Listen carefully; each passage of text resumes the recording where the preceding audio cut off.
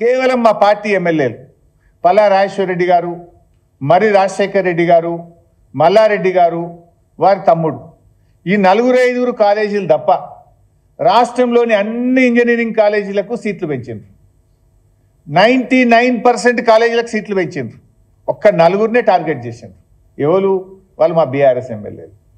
దానికి జేఎన్టీయూ అనుమతి ఉంది, సీట్లు పెంచడానికి ఏఐసిటి అనుమతి ఉన్నది, అవసరమైన ఎక్విప్మెంట్ ఉన్నాయి. ఈవెన్ హైకోర్టు కూడా డైరెక్షన్ ఇచ్చింది.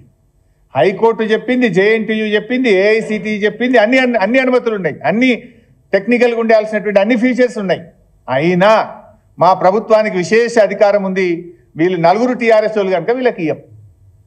కేవలం టీఆర్ఎస్ ఎమ్మెల్యేలు కనుక మిగతా అందరికి ఇచ్చి 99% కాలేజీలకు ఇచ్చి 1% కేవలం మా పల్లా రాజేశ్వర రెడ్డి గారు, మరి రాజశేఖర రెడ్డి గారు, మల్లారెడ్డి గారి కాలేజీలను టార్గెట్ చేసి వీళ్ళ కాలేజీలకు మాత్రమే సీట్లు పెంచడానికి అనుమతి ఇవ్వలేదు. పైగా తగ్గించింది, ఇంకా పెంచడం విడిచిపెట్టాడు, తగ్గించింది.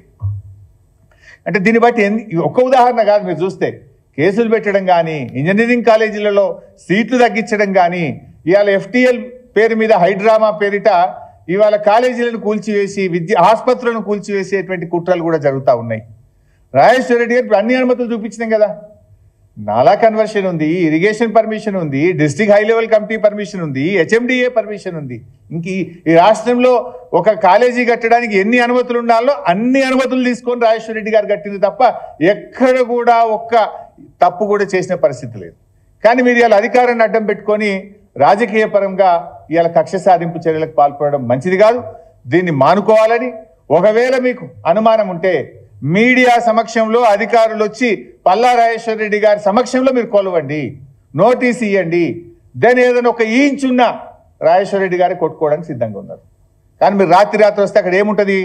Medical college. అది మెడికల్ కాలేజీలో చాలా కాస్ట్లీ ఎక్విప్మెంట్ ఉంటాయి. ఈవెన్ పిల్లలకు నేర్చుకోవడానికి డెడ్ బాడీస్ కూడా ఉంటాయి అక్కడ.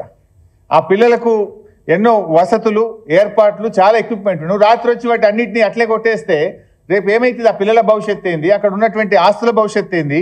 దాని సంగతి ఏంది? అంటే వీళ్ళు ఏంటంటే ఉద్దేశపూర్వకంగా ఇబ్బంది పెట్టాలనేటువంటి ఒక ప్రయత్నానికి పాల్పడుతున్నారు కనుక, ప్రజలకు ఈ విషయం తెలవాలి కనుక, ఈ కుట్ర ప్రజలకు అర్థం కావాలి కనుక, అధికారులు కూడా అర్థం చేసుకోవాలని, ప్రభుత్వం కూడా ఈ కక్ష సాధింపు చర్యలు మానుకోవాలని చెప్పి మేము చెప్తా ఉన్నాం. ఎలా మీరు ఆలోచించండి. నేను మీడియాను కూడా కొడతా ఉన్నా. మనకు మీడియాలో నేనంతా హైడ్రా తప్ప ఇంకోటి కనబడతలేదు. ఓకే, హైడ్రా చూడండి, తప్పులుంటే శిక్షించండి, మేము కాదను. లక్షల మంది ప్రజలు విషజ్వరాలతో బాధపడుతున్నారు. ప్రభుత్వ ఆసుపత్రుల్లో బెడ్స్ దొరుకుతలేవు. ఒక్కొక్క బెడ్ మీద 2-2, 3-3 పేషెంట్లను పెట్టినారు.